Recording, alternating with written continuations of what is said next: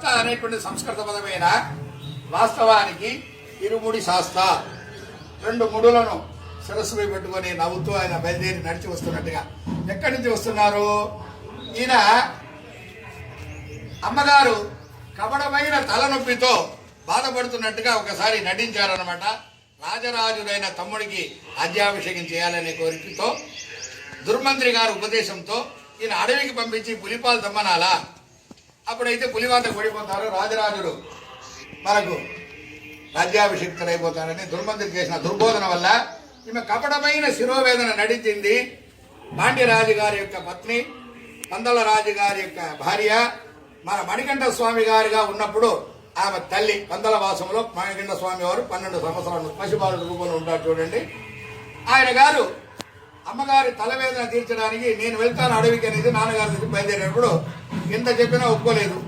వెంటనే 2 ముడుపులు కట్టి ముందు ముడుపులో నారికేళం కన్ను తీసి అందులో నెయ్యి పోసి అందులో అడవికి కావాల్సిన సామాన్లన్నీ కూడా వెనకాల పెట్టి ఆహార పదార్థాలు 4 రోజులు అవుతుందేమో, దారి పొడుగున నువ్వు ఆహారానికి తింటూ బాధపడకూడదని బియ్యం, పప్పు, ఉప్పు వగరాలు కొన్ని మధుర పదార్థాలన్నీ పెట్టి 2 ముడుపులుగా కట్టి పెట్టారట.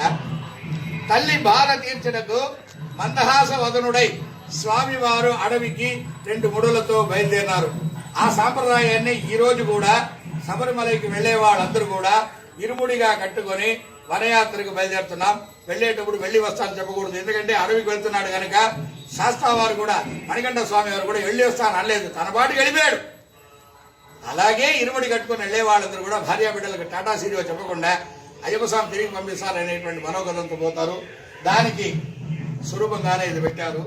అంటే ఎదిగింది నామదిలోని గుడి, నీకు నైవేద్యం నా బ్రతుకను ఇరుముడి, ఓ నిరుపమాన తేజోమూర్తి, ఇలలో ప్రతి నోట నీ పేరొక నానుడి, స్వామియే శరణమయ్యప్ప, అయ్యప్ప స్వామియే శరణమయ్యప్ప, అదిని నిన్ను నమ్మి మహిమలన్నీ తెలిసి ఆర్తితోడ పిలిచేరు భక్తులంత చేరు దాచి, ఓ భక్త చిత్తవాస చిత్విలాస, నీతోనే నా బ్రతుకులు ముడిముడి, ఒదిగింది నా మదిలోని గుడి, నీకు నైవేద్యం నా బ్రతుకను ఇరుముడి.